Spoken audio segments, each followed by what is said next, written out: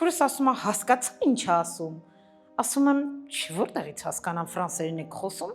Քուրս ասում է, «Քո ձեռքն է խնդրում»։ Ասում եմ, «Ոնց թե»։ Քուրս ասում է, «Գիտես որ հիվանդ է»։ Ասում է, «Գիտեմ»։ Ասում է, որպես կին կնոջ մարմնի որպես գեղեցկություն ինքը կորցրել է, ինքը չունի, ինքը լիարժեք չի։ Իհարկե սա ֆրանսերենով են իրանք խոսում, ու ես մենակ լսում եմ, որ Նիկոլան ասում է «Oui, je suis d'accord»։ Այսինքն ես համաձայն եմ, դրան եմ համաձայն։ Ասում է երեխա ունի, ասում է գիտեմ, ասում է Մագդան քեզանից 2 տարի մեծ է, դա էլ ոչինչ։ Ասում է ամենակարևոր պայմանը քեզ պիտի ասեմ,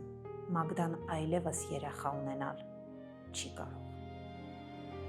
Աննա գիտես պտտվում ինչ է ասում։ Պտտվում նայում է ինձ,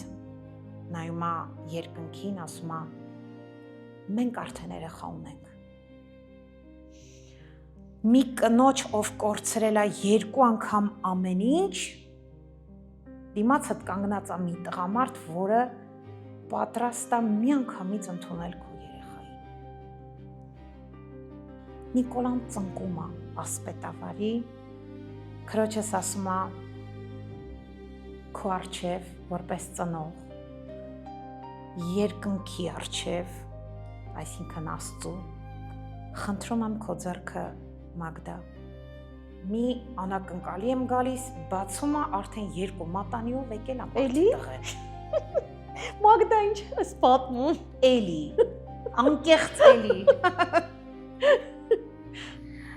Ու էլի ասացիր, հա Մագդա։ Էլի ասեցի, հա։